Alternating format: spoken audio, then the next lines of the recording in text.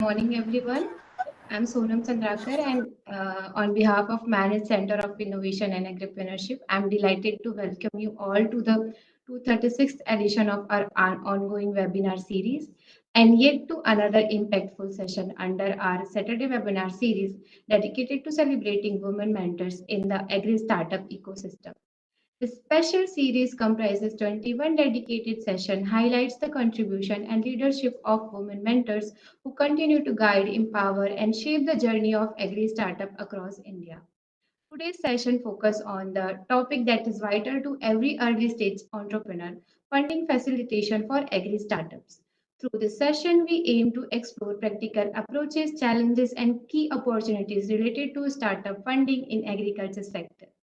To those who are joining us for the first time, allow me to introduce the organizing institution. The Center of Innovation and Agripreneurship at National Institute of Agriculture Extension Management, Manage, Hyderabad, is a center of excellence established under Ministry of Agriculture and Farmer Welfare, Government of India. Manage CIA plays a crucial role in nurturing agri-innovation through a range of support system including mentoring, capacity building, business incubation, and funding facilitation. We also promote agri-based startup and building a thriving ecosystem for rural innovation and entrepreneurship. In today's session, we are privileged to hear from two incredible speakers, both of whom bring valuable experience in funding, finance, and startup mentoring. Each speaker will deliver a focused presentation, after which we'll start the Q&A session, allowing participants to engage directly with our guest. So now we will start the session. So for that, I now request Priyanka ma'am to kindly introduce our distinguished speaker for today's session. Sonam. Good morning, everyone. I'm Priyanka from Team Manage CIA. I'm honored to introduce our first speaker for today's session, Miss Pushapalita, a seasoned finance professional, startup mentor, and angel investor with over 20 years of experience. She has leadership roles across corporate giants like Airtel and MTV, as well as impactful position in the social sector. Currently, the CEO of Confederation of Women Entrepreneurs of India. Usha is passionate about empowering women and supporting startups to grow sustainable. She is an alumna of XLRI, Jamshedpur, and IIT Madras, and strong advocate of for financial strategy and inclusive entrepreneurship. With this brief introduction, I would like to hand over the session to ma'am.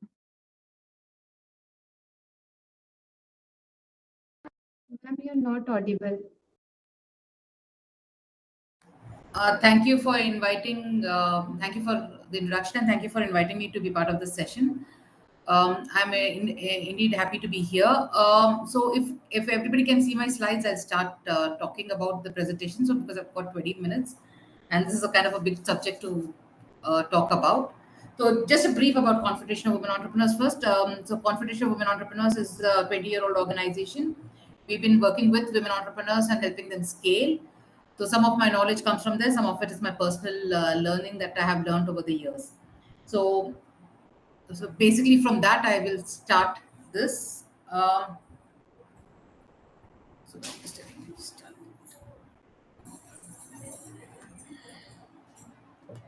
So let's look at the funding in agri sector. So now what I'm going to talk about, a lot of it is might be familiar with people who already understand funding in tech and non-tech and all of that.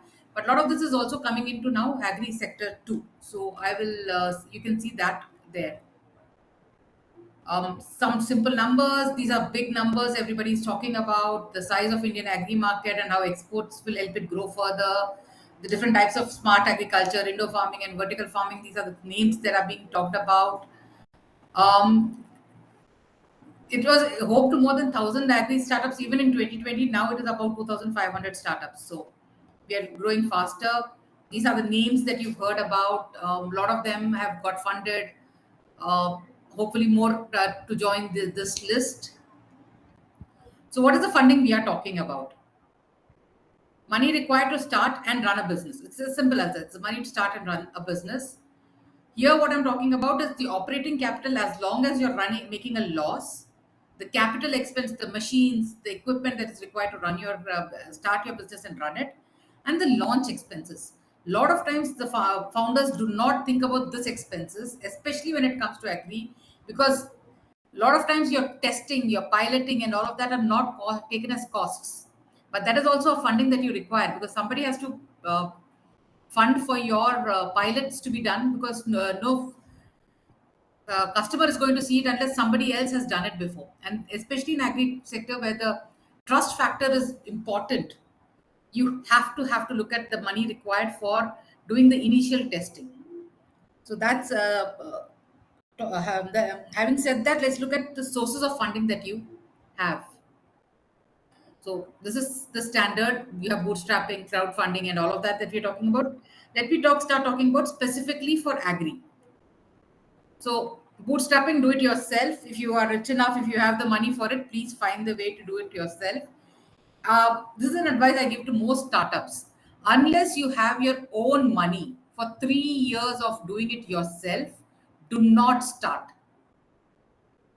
Because if you start without thinking about where you will fund for yourself for 3 years, suppose you don't get anything, what then? So that, therefore, when you're starting, think of how you have the money for 3 years of supporting yourself. After which, if you don't get customers, then there's no point of running the business. So if nothing else, have that money. So how you manage it, bootstrap it, plan it. If you get any other external source of funding, fabulous. But at least start with bootstrapping yourself. Check whether you have the 3 years of funding. Of course, there's crowdfunding. Now the latest that we're talking about is crowdfunding. There are a lot of cases that I'm seeing for crowdfunding that's coming in. Especially in the recent past, we're seeing a lot of agri startups, especially going for crowdfunding. Because one, there is a lot of heart in Indian Indian people. So if you're talking about, for example, we had Utix. It's one of the startups in Karnataka. It had developed an IoT platform for climate testing the climate in for farmers.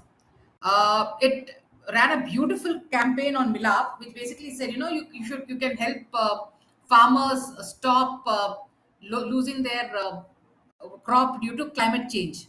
Climate conditions, and they can save their money. Crop and all of that. So basis that, they ran a campaign and they got enough, about 12 lakhs they raised for testing it with farmers in Karnataka, right? For producing the IoT device and for testing it. Now, this is a fabulous way of doing it. Not many startups are looking at this. One advantage is, if you're getting it as a crowd-funded, as a CSR kind of an initiative, you can tie up with any NGO to do it. If you're trying to get it as a CSR initiative, you don't have to pay it back. It's again a form of grant. And especially in agri sector, where there is a lot of heart for Indian people, you can look at it. And FPOs can also be part of this agri. This thing, within an FPO, if each of the farmer is willing to fund something, you can use that this thing also. For example, Kheti, approximately about 21st greenhouses, it got funded through the crowdfunding platform. So you can look at, there are a lot of crowdfunding platforms there. Keto and Wishberry are some of the biggest ones that we have. Milap is also one. So this is something that we can look at. Of course, there are grants from government education institutes like CCMB, IMR, ICRISAT, Manage. There are agri incubator startups under RKVY-RAFTAAR, BIRAC, big TBI programs.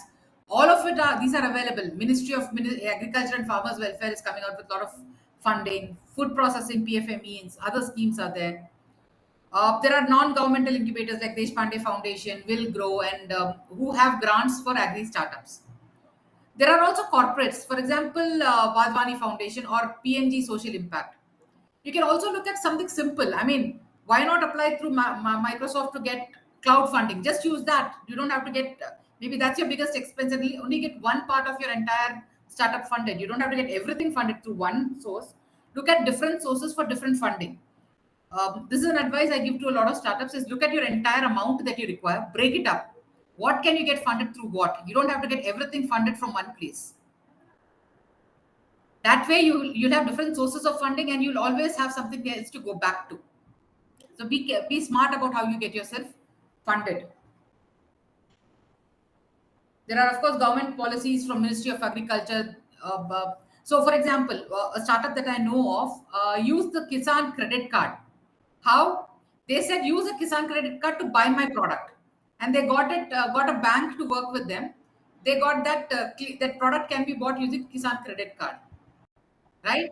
So they are not using their fund. They did not get funding for themselves, but they got it for their farmer, and the farmer is willing to pay for it through the Kisan credit card, and that it was a valid use.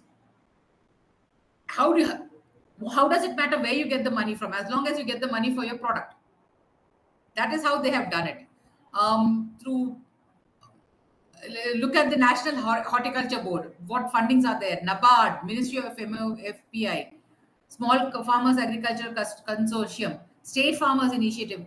Telangana itself has a lot of initiatives for getting tech into agriculture. Look at the different schemes under the state government. Maybe you'll find something that you can use. Talk to other incubation centers. Reach out to Manage and other incubation centers and ask them to support you. Ask them to support you to reach out to the other incubation centers which might have the grant. All the incubation centers work with each other, and we are very happy to support across the board. Of course, there's debt fund financing. Here, I'd like to talk about something smart one startup did, right? It was in dairy sector. It looked at its funding and it realized it needed some money for infrastructure. So it needed some money for putting up machines and stuff like that to manufacture its product. It got the loan from a bank for that, setting up the factory kind of a thing. It did not look for equity funding for factory setting up, because that's a stupid way of doing. Equity is expensive money, so they did not look for that. They looked for bank funding. They got money from CGTSME loan, right. They got about 1.5 to 2 crores, something amount that got. They set up the factory using that money. They went to the government and got leased land at a low cost because they were a startup, and then they got an equity for the marketing part of the business. So look again, I'm repeating, look at different funding methodologies that you have, look at which part of your business should be funded by what method, and then plan your funding. And there is a lot of fund. Believe me, there is no lack of funding in this environment. It is only a question of you finding the right fund for the right organization. Again, as I mentioned, NABARD schemes are there. If you look at equity, there is increasing interest in equity funding in agriculture. Especially earlier, there used to be mostly Indian equity funding, not much foreign funding, except through SoftBank or some of those VC funds which had an impact story to tell. But now the commercial funding is also coming in, mainly because there's an interest in Indian if it works in Indian agri sector, it will work across the globe. That kind of a thought process is coming into the equity financing bit, and now more and more foreign funds, which are commercial, what you call commercial funds, are looking at funding these things. So whether it's angel funds from networks or HNIs or family funds, especially Burman family holdings has been funding a lot of agri startups. That is somewhere you can look at. There are also agri-focused syndicates like Let's Venture or Angel List India that you can look at. These are a lot of people coming together and funding one company. Then there are venture capital funds. There are agri-focused funds like Sequoia, Bresimere, Venture Fund Partners, and things like that. Of course, there is IPO, and you can look at that sector also. If you want, I can quote case studies for each of these, but I'm not going to start doing all of that. But just anytime anybody can reach out, and we can talk about how each of them got funded, what is the pitch that they put in, and how did they achieve this. But what do VCs want to see? See, what happens is when I see startups go towards VCs and angel investments, the first mistake you're making is you do not have a customer, at which point you do not go to a VC or an angel fund.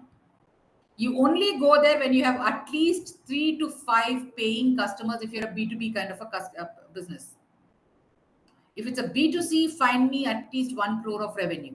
Otherwise, do not touch equity because they will loot you. And as an angel investor, I'm being very honest here.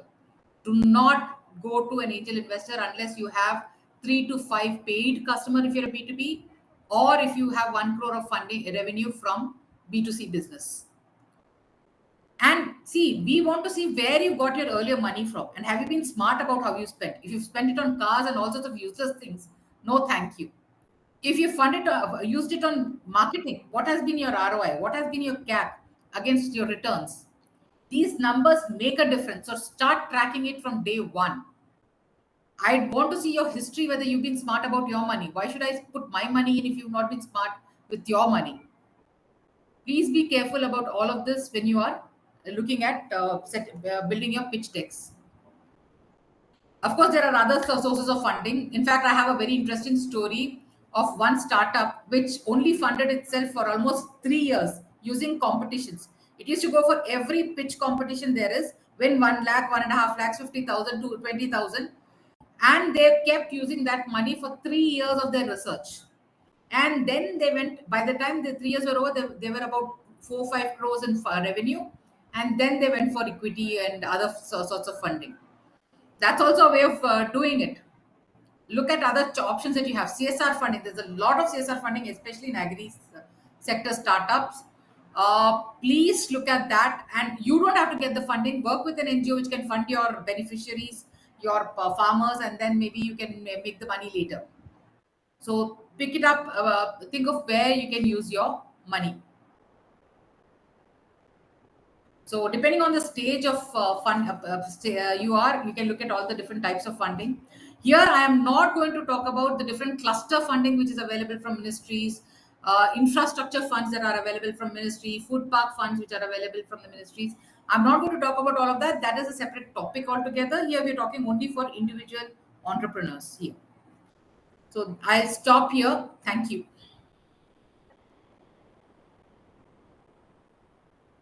I hope I've completed it in the 20 minutes allotted to me.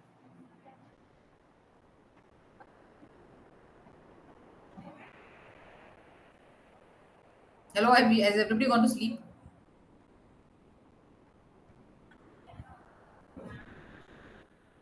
Thank you so much, ma'am, for your insightful presentation and for highlighting the key aspect of funding facilitation. Started with what is funding, different types of funding startup can get from where they can get the funding, and government policies, programs, and debt financing, what venture capital wants to see for funding facilitation. So now participants are requested to keep their question in chat box. We will take the question after second speaker's presentation. So, to introduce our second speaker, I would like to invite Ms. Maitri to kindly take over and share speaker's profile with us. Thank you, Sonam. Am I audible? Yes, Maitri, you are audible. Okay, thank you so much, Sonam. Good morning, everyone. I'm Maitri from Team Manage CIA. I'm honored to introduce the second speaker of today's section, Ms. Shweta Dalmia, founder and CEO of Climapreneur. She is a climate entrepreneur and ecosystem builder spearheading the Bharat climate startup movement across India. As the founder and CEO of Climapreneur and co-founder of Bharat Climate Startup, she bridges grassroots climate innovations with global capital, ensuring funding reaches impactful solutions. Shweta drives visibility, investment, and cross-sector collaboration to help scale climate tech emerging from underserved regions. Through her on-ground work from farmland to factory floors, she helped unlocking funding opportunities and fostering partnerships that connect local founders with international accelerators, foundations, and climate investors. As a TEDx speaker and recipient of the She the People Digital Award and Global Emerging Leaders Award, Shweta is committed to making India's climate solution not just visible, but funded, scaled, and globally recognized. With this short intro, I would like to hand over the section to you, ma'am. Over to you.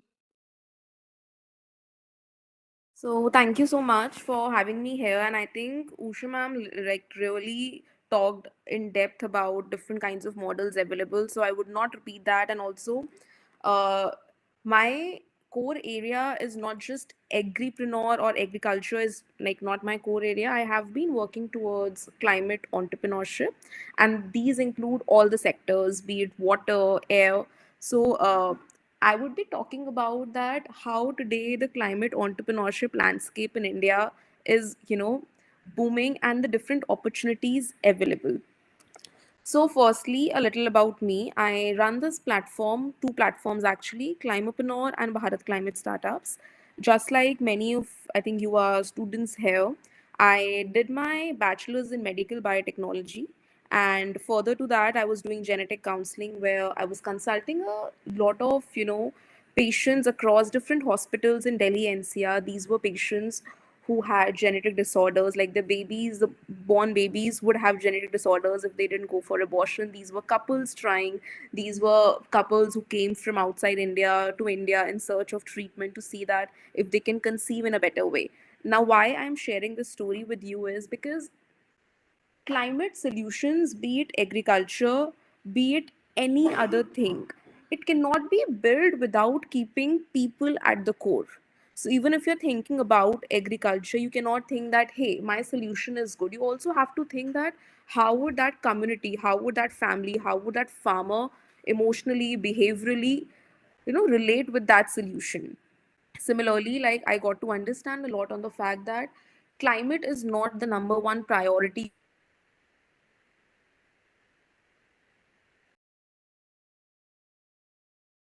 Ma'am, your video is stuck.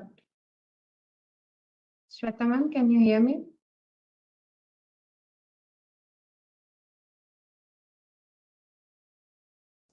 Hello, Shweta ma'am? I think we lost the.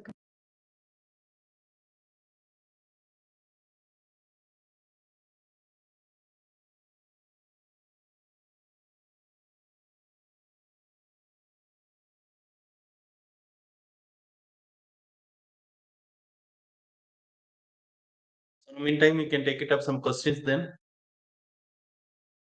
Yes, sir. Maybe Usha madam is there, no? You check. Yeah. Yes, sir. Yes, sir. Yeah, I'm here. Yes, sir. Yes, yes, ma'am.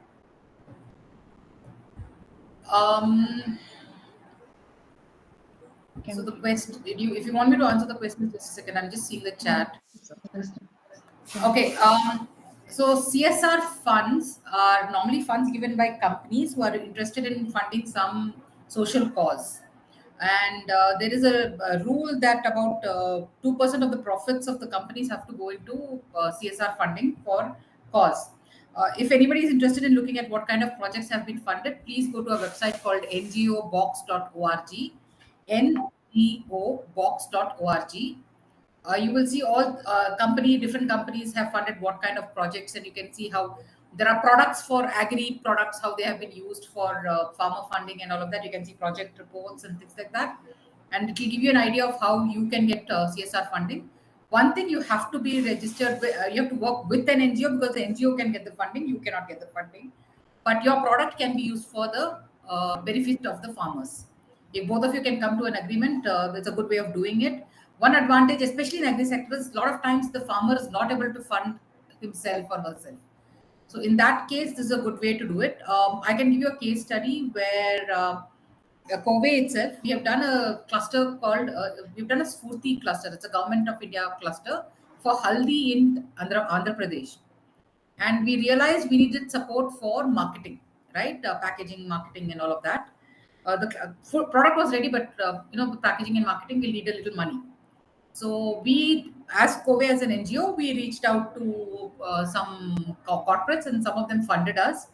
We were able to design, get a packaging machinery, get the initial packaging material, and we were able to help the about 750 tribal women farmers who were doing haldi. Now that's in the market, and hopefully they start growing. They're getting much more value for the money as compared to if they had sold raw haldi. So that's a way of combining both government plus CSR, but that's a way you can do it too. Yes, ma'am. Thank you. Shweta ma'am, are you here? So maybe we can take a few more questions. So No worries. Ishwar is My asking, number, see, you can reach on me in LinkedIn. Most of the time, I don't pick up calls. So please reach out to me on LinkedIn. Otherwise, you'll have to WhatsApp me 965 2233 656. I'm sure the managed team can also share my number with you. They have my number. yes, ma'am. Sure. So Considering the fact I it's a think time. Arvind has one question. Arvind, you want to ask? Yeah, go ahead, Arjun. Yeah. Yes, Sonam. So, ma'am, my question is like you have mentioned some schemes like corporate schemes, Mm-hmm. like Amazon, Infosys. So, like, what are the eligibilities for those schemes and who can apply? Like, So each scheme will have their own eligibility. For example, Nestle only, I think. Yeah, Nestle has recently launched for millet products. So anybody who's doing research in millet, right? It had launched a scheme where you could apply for it, and they would support you in a simple thing as marketing. So if you have a product ready, Nestle has a distribution network, right? Their chocolates and their stuff goes across the country. So you can, if they like your product, they will support you in getting your distribution in place. Even production, for example, they were willing to support those entrepreneurs. So it was simple. The product has to be good. You have to go through a pitching and selection routine, and they were happy to start with that. So it could be as basic as that. Dabur has, for example, Dabur Foundation or something like that. They do an incubation with startups, but mostly for Ayurvedic or something which has health connection or something like that. For that kind of startups, they will support. Vadvani Foundation is a lot more open about a lot of other things. Deshpande is mostly tech focused for agri. So again, corporate, again, it depends on which corporate you're approaching, what's your product. My suggestion to you is go online, check, read, research. That's the only way of doing it. There are just too many people doing too many things. I cannot give details for everybody, but a lot of times what will happen is it will be something as part of their business. For example, ITC, it does, supports startups, and if it figures out that the startup is doing good enough business, they have bought a startup based on that, right? Whether it's Reliance or Tata's or anything, initially they'll support a startup, see how it does. If is doing good enough, they will buy it. All of them are looking for startups in which can help them in their growth. So, thank you, ma'am. not all ideas will come One more come from. question. Hello. Yeah. Yes, ma'am. So, like, if any startup is in beginning stage, like initial stage, they are looking for funding. So, what will be your suggestion? Like, you mentioned government schemes, private schemes, like debt Okay. So funding. So, depending on what stage, which let's say let's pick up an agri tech startup, right? Let's start from there. If you're planning to do your research, at which time your grants from the government and your own money. These are the only two things I will suggest, right? Until you know that your product works, please do not pick up external money, right? Grants from the government is internal money, apna paisa hai. But use it smartly, use it wisely. Talk to agri institutes, talk to professors who might be interested in your research, might be willing to work with you. And it may not be just agri institutes, it could be, let's say, a professor from IIT or a professor from engineering college who might look at your product and say, okay, this is also interesting. If you're looking for software support, there is an organization called Swecha in Telangana. It has a lot of software engineers who are willing to give their time for good cause, right? So you can go and approach such organizations and look at how you can. And a lot of corporates have a way of their CSR payback is getting their people to work for you. So maybe you're not the best at tech, so maybe you can use some tech companies support for doing that. And for them, as far as they are concerned, it's a CSR funding. So look at how you can use such things. Only when you are ready to start selling, right, is when crowdfunding or anything else starts working. Crowdfunding can work for a POC or an MVP stage, but before that, none of the external monies will work. Let's be very honest. Which is why I said, please find the money have the money for yourself before you start looking at products. In India, especially for deep tech, there is, which takes some time to do research and come, not much money is available, with which I agree with Piyush Goyal on that. That is why we have more, you know, food companies than we have deep tech companies, because there's just not enough money for deep tech research in India. It's coming in, but it's taking time. So you'll have to put in a little bit of money yourself. You can't pay yourself for the, at least for the first 3 years. Think of paying yourself once you start making money. Thank you, ma'am. I think Shweta is back. You might want to. Thank you, ma'am. So I think Shweta ma'am is there with us. Shweta ma'am? We lost her connection again. Shweta ma'am, can you hear me? Hello, are you there? Okay, so meanwhile, we can take one more question. There is one more question from Ishwar. He's asking, considering the financing timeline shown in the private equity stage chart, explain how the risk return profile for investor changes across the R&D to mature and sales phases. Also critically analyze why expansion capital is positioned post venture Let's be very capital. frank. This question will take me at least half an hour to 45 minutes to answer. So, Ishwar, please find some time to come and meet me for over a cup of coffee, and we will sit and discuss that. It is simple. There's more risk in the early stages and less risk in the later stages, because the more the information is available, the less risk to the investor. So let's keep that for that.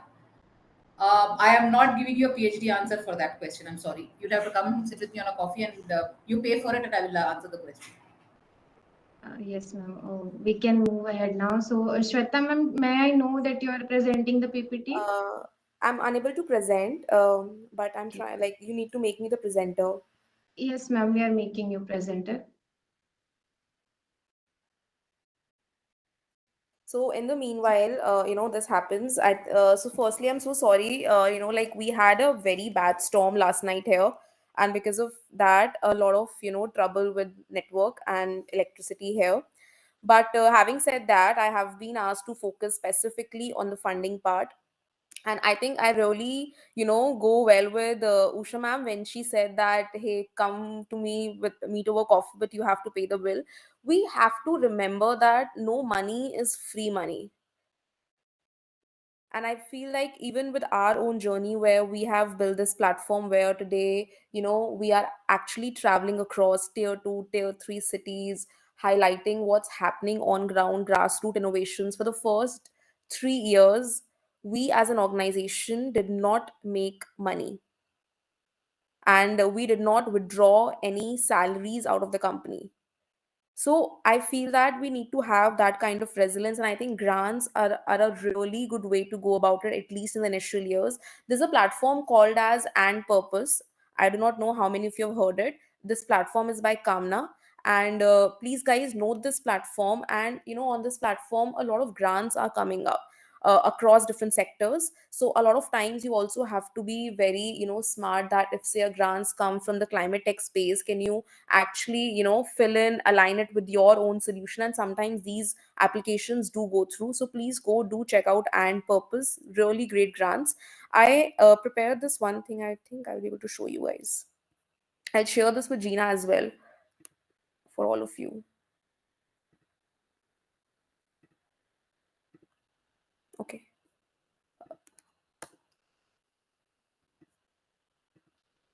So, going forward, specifically in the climate space, I think there's a lot of potential for localized climate solutions. Like which part of the country, which state, which region does your solution focuses on? So, for example, let's consider the state. Okay. I don't know. Say considering Assam as a state, the major challenge today they face is flood, erosion, and migration. And some opportunities for agri entrepreneurs there are to work in floating farms, tea waste valorization, women led weaving, and agri blends.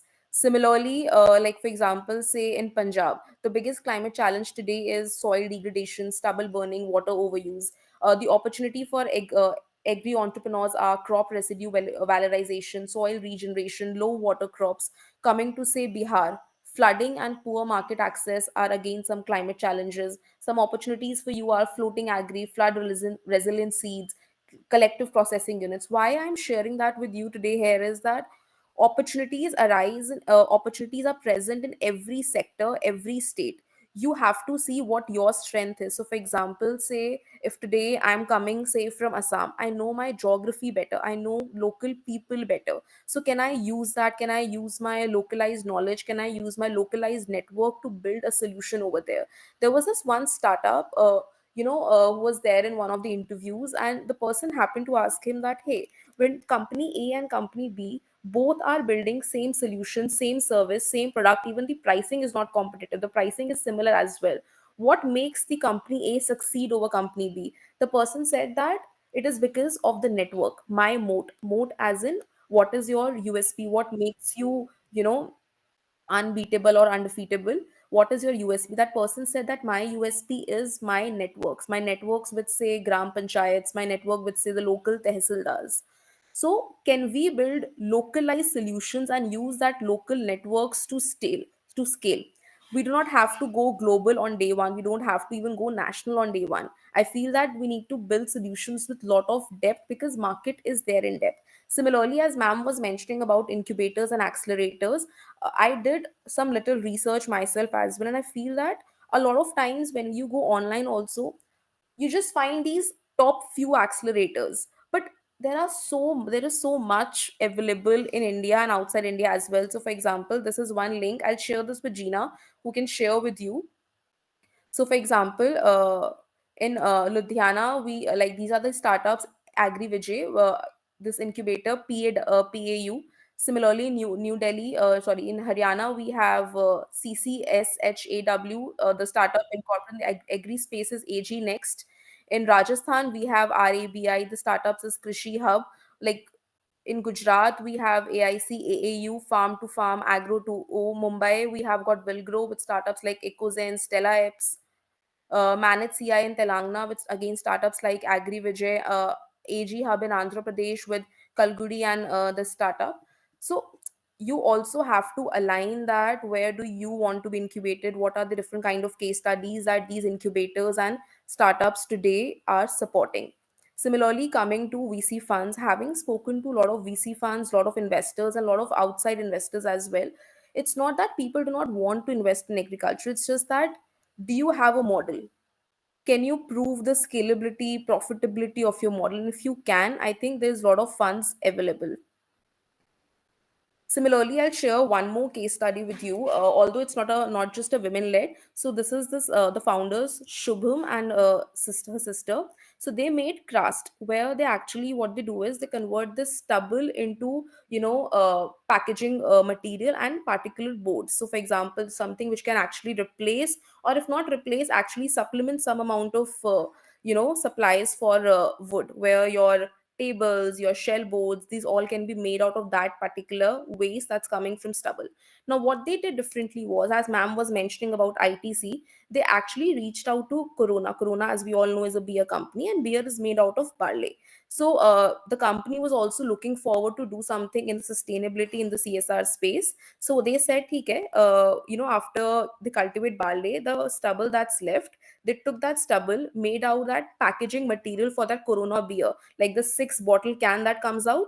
Now this packaging material is coming from the stubble made by Trust, and this way the company actually like sort of showed on circularity, CSR, and all these ESG things. But the startup was very, I think, smart enough to fit their product, their service into the company's needs. So today, a lot of these companies are also looking for these solutions. If you can provide, I think that would be great. Similarly, another example, again, not just from agri, there's one startup called as Environ Algae from Mumbai. They basically, use algae to clean water, and from that they generate algal biomass. Now, what they did was they actually collaborated with an organization called, I think, Saidri Farms, one of the biggest food processing units in the country. They installed their solution there, and that algal biomass that came out of it, that same algal biomass actually went into the farms. So what happened was, their food produce increased. The fruits that were produced were of better quality. So that's how they find their niche, their gap in that organization. So I feel similarly in Jammu and Kashmir, there is this one entrepreneur who is actually cleaning out weeds from Dal Lake, and then they're processing it into fertilizers for apple farms. Now, what that did was it actually increased the yield of the apple farm. And how we did that, JNK is a little tough and a challenging geography to play in. But he used his local networks there, collaborated with governments, institutions available in JNK, and scaled it there. So, like, my idea here is that your network is actually your net worth. Please start using your network wisely and see how you can scale with what you have. I think these are my 2 cents. Any questions or anything else? Yeah. So much, ma'am, for your thoughtful and practical advice for inspiring agripreneurs, where you share area-wise challenges and opportunities to the where we can get the funding, and also you share inspiring case studies with us. So thank you so much. And now we will start the Q&A session. So participants are encouraged to share their question either by raising their hand so that we can unmute them, or throughout the chat box.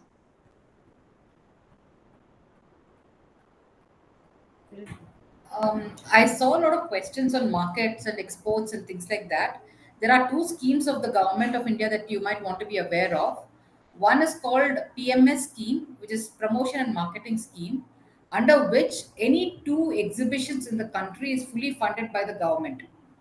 So you might want to look at in that's nationally. So there are exhibitions like AHAR in Delhi and the Indus Expo TIE in Delhi. These are the two things I would suggest for anybody in food and agri food based things. There are others which happen, especially Bharat Mandapam, and look at what happens in Pragati Maidan, especially. There are some good international level people who come there for, and AHAR is basically B2B. Don't try B2C. Exhibition stars should be for B2B, expos should be for B2B. Don't try B2C. B2C is when you're trying to maybe test your products. Don't do that. Go for B2B exhibitions once you are looking for scale.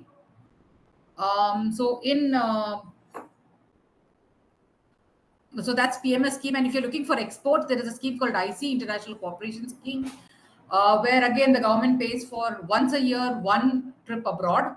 Your stall costs, everything is taken care of. Both of them are available on government website mymsme.gov.in. You might want to go look at what exhibitions and what foreign trips are sponsored, and you can use those. Thank you, ma'am. So Also, there if is I a may one add more. to that, like, not just the exhibition part, but like, if you really want, like, if you are new to the space, something which I really tried out and it really worked in my favor was that today in the agriculture space also there are a lot of these startups which have really scaled. So for example, Bioprime from Pune by Renuka, or say Akshakalpa by Shashiji, and Agri-Vijay by Women. So women, all these people have actually found a way to sort of scale, build partnerships. It would be really interesting that if you could maybe reach out to these people. If you're building something, I think all these founders are really open to help. So I think a lot of channels can be opened via existing scaled founders for you. So do not hesitate to sort of go and reach out and say that, hey, I'm facing this thing, can you please help me connect? Or if even there's a startup where you in the agriculture space you feel like that their consumer might be your consumer as well, of course, if there is not much competitive edge, please go reach out. A lot of times these people really help. It's better to build together than to build in silos. And I also feel that we think that, hey, my idea will be stolen. No, do not think that way. Because, so for example, if I am like building this platform, I am simultaneously in touch with many other people who have built similar platforms. Will they kill my business? No. Right now the market is so big that not a single player cannot cater to the entire market. Reach out. Maybe you along with say another organization could be exporting together, where your liabilities come down just because you're working together. So please be open for collaborations. Please, please, please reach out without the fear of your idea being stolen. Thank you, Shweta. I would like to add something here. When I consult with startups, I always look for some big companies that can support them. So for me, what luckily I have is I've been a member of COVE for almost 20 years, not 20 years, 10 years now. When I first started out, I really needed, because I was a first generation entrepreneur. I didn't have any, so basically I literally looked for people who could I could talk to. And having a network like COVE helped me. I had mentors, I had my first customer from COVE. So all of that was possible for me. And in fact, I have seen a lot of my tech startups now getting support from old industries, right? So a construction tech startup is getting support from an architecture firm or from a construction company because they are seeing value in it, and it's two women coming together. Sometimes we women forget the thing of talking to other women who are in business and who understand the problem of being women in business. So come, any of you in the 12 states COVE is in, please be part of our network. I'd be very happy to introduce you to our entrepreneurs there. We've got big entrepreneurs from 2000 crore businesses to 5 lakh businesses too. So please come be part of our network. I'd be very happy to host you.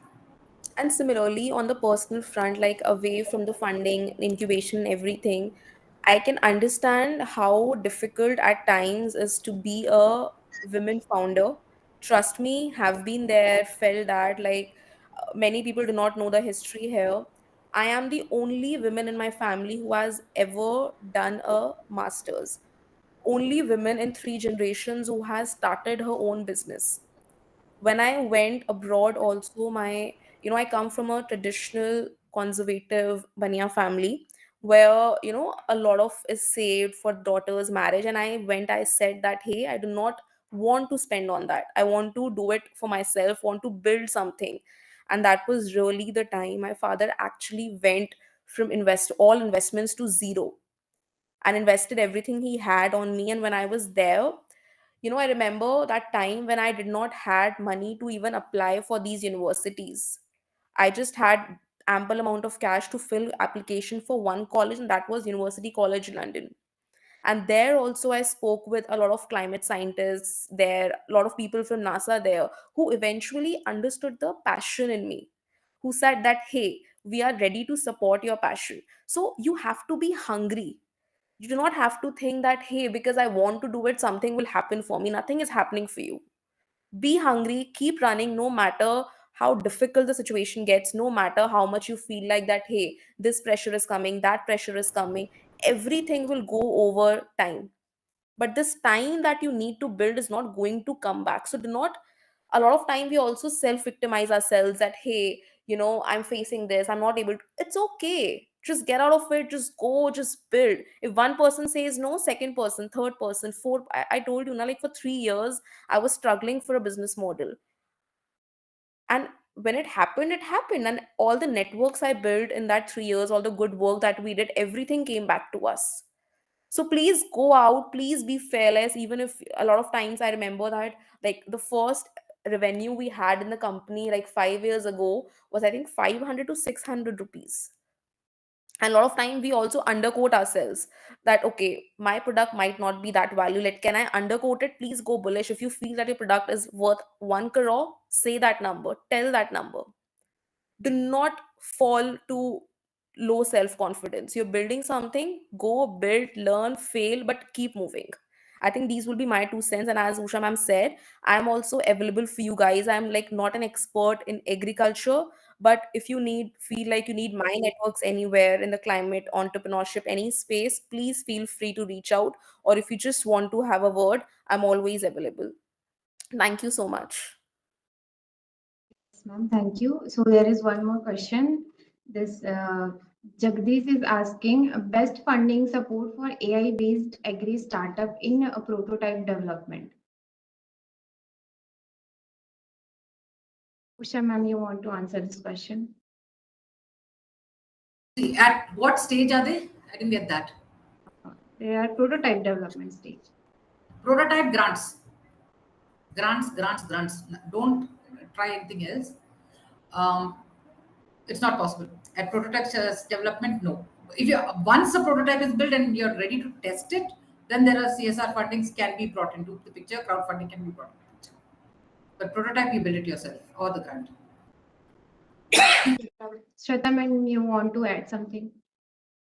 I agree with Usha ma'am. I think grants are the way to go. Like, for example, recently there was this one platform, the Sustainability Challenge, Agori. So they were running this challenge called AI and how do you incorporate AI into different aspects. And I think government is also open to a lot of schemes. So just yesterday, I was in talks with the guy from AIC Sangam, and they actually had some amount of money from METI, but their thing was that they wanted any IoT based any solution which incorporates IoT and a level of AI or a tech layer. So I think a lot of these things are available. It's just that you have to research online. And I'll just suggest one thing which I did was that keep a Excel sheet with you. So online also on Instagram, on LinkedIn, there are a lot of people who are constantly posting about these opportunities. Like for example, if you're on LinkedIn, how you can search for these things, just type AI, AI agriculture, AI climate, and use these keywords to effectively see the available opportunities. What you can also do is something which I did is that you can also backtrace. So for example, if there's any AI organization, climate, agri, or in general anything, just see that how are they funded, what grants have they received. So maybe you can also keep a track of when the same applications are opening up. This is also a good way to sort of find opportunities. One thing to add to what Shweta is saying, there is somebody, the guy, one of the guys I follow, is somebody called Mittu, Yeah. MITTUTY, something. Yeah. So I don't remember the full name, but he is IIT Kozhikode, IIIT Kozhikode person. He posts all messages of all the different types of grants which are available. The other place to look at would be Startup India website.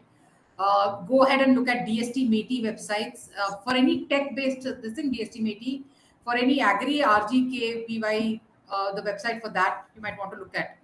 But mostly on LinkedIn or Startup India, you will get most of the grants which are coming online. You'll get most information there. Yes, ma'am. So there is one more question is from Chittaranjan. Is there any corporate scheme for agri exporters or millet value added product exporters? Not really. See, if there's a corporate will only look at if it helps them. So if your product can help them in India and if it's a product that they can take abroad, they'll be very happy to work with you, partner with you. And as Shweta said, that's a very good way of getting, you know, support from them. If you can partner with them, use their this thing. But agri as such for export, I've not heard of it. Frankly, I might have to do a little bit of research for it. But as I said, there's a lot of government funding here. For everything, there's a government funding for, especially for exports. In export sector, the government is like desperate to export. So please find there are enough schemes and walk into the MSME department of your nearest MSME DI office that you have, NIMSME or NSIC office. They will tell you the list of schemes which are available for exports. Yes, ma'am. Thank you. So there is Srini who is asking, we are into agri waste to wealth and millet startup solution startup, looking for grants and support. I think the same question. I think Shweta might be in better place to answer that for waste to wealth. Which Can you repeat the question, please? I actually Yes. dropped a link on the chat box. This page called Opportunities for Youth. So they also post a lot of these opportunities. Like this is global, not just India. So guys, please do check it out as well. And I'm so sorry I missed your question. What was the question? Yes, ma'am. I'm repeating the question. Srini is asking, we are into agri waste to wealth and millet startup solution. So looking for grant and support. I think they're asking for a platform or something. So I think it also depends upon what location are you based in, like Shrini. So for example, talking about Madras, I know like in IIT Madras, we have Narsi sir. I think Usha ma'am might be knowing about him. Again, a very wonderful guy to connect with. So like he actually connected me some while ago with the millet lady who was working on millets over there. So like really depends upon, you're from Hyderabad, I think you should also connect with organizations like T Hub, T Works, and in Hyderabad also I think we have an AG Hub or something in Hyderabad as well, maybe. So they might be in a better position to sort of help, like how you can scale these local handicraft items. If you want, I can connect you with Jogi, who is actually the, you know, the lead from T Works Hyderabad, if you're looking for that. Yes, ma'am. And this Chitranjan is asking any opportunity for handicrafts item selling. A lot of opportunities, and I think for handicrafts you can also, if you use social media also wisely, there's a lot of opportunity that happens. So for example, the way Sirohi scaled, the way this brand, I don't know if you've heard about it, please read the story of Petal. So, Petal, they actually sell these, you know, Petal utensils as the name suggests. But just the way they had beautifully, you know, curated their marketing, curated their products and everything. Petal is basically, you know, they were trying to revive a community in Punjab, I think, Punjabi Thathera community, something they call it. And it's amazing to see the kind of, you know, tactics that they have used. Tactics as in how did they incorporate their products into wedding gifts. Their product actually suits a premium range. So the kind of content they did, which actually got them a lot of investments, got them to go profitable. So I think with handicrafts, a lot of opportunity available. All you have to see is that how do you place it. So for example, Sirohi I know does a lot of B2B. Similarly, a story to look at is Ukhai. Okai is another great brand which is doing really good in this space. And with handicrafts, I also feel that you have to be cautious that what kind of structure you want to build. Like, do you want to go for, say, LLP, private limited company, or do you want to go for example, say, a Section 8 company? Sometimes you can also, you know, pitch your idea in way that, hey, my this idea is making this impact, it is helping this community, and that's why it can also attract a lot of CSR funds. So what I also feel is that a lot of times the first notion that comes to our head is that, hey, let's go register a for profit company. But sometimes it's also advisable to go for a not for profit, a Section 8 company. Maybe use the CSR funds available and then scale the research, and then because you always have the option to register another entity to go for profit. But sometimes it's just beneficial to look for these CSR funds as well. So please just see that what product your you know, your handicraft item, where does it fit in, and then actually figure out the kind of collaborations that can help you scale that. Two organization I would suggest that you speak to would be EPCH, and EPCH is Exposed Promotion Council of Handicrafts, and the other is Craft Council of India. Both of them support handicraft. So these things, they also will help you with designer linkages. They will help you with market linkages, and they'll also help you with a lot of other activities. There is also National Institute of MSME in NIMSME, which is based out of Hyderabad. So they also support a lot of cluster development around handicraft and handloom. So you might want to talk to them also. Of course, Khadi board. I have a friend of mine who's working with Bihar Madhubani artisans and linen work. What she has done is tied up with KVIC, and they have given her a, like, literally funding for exporting her products, for simply because she was able to. She's a designer herself, so she's able to westernize the Madhubani painting and the kapda. So that she's been able to export to Dubai and Holland and all of that. So you can look at how that schemes can work. So when it comes to traditional handicrafts, some of the traditional businesses, traditional solutions also work. There is also Aditya Birla Group or some other Birla Group, which is funding startups who are into handicraft and handloom. So, but with a little twist. So, if you're doing a traditional handicraft, they will not support you. But for example, she mentioned Petal, right? So, something similar to that. That lady has taken Petal and transformed it to advanced cooking solutions. So that tech, that kind of transformation has been supported by them, and they've taken her to global exhibitions and all of that. So that could be a choice that you can look at. Yes, Also, ma'am. I've Thank added you. the name of this person, like we were talking about Mitu Tigi, in the LinkedIn. I've added the LinkedIn ID. You can go follow him and you'll find a lot of resources there as well, like what we were mentioning earlier.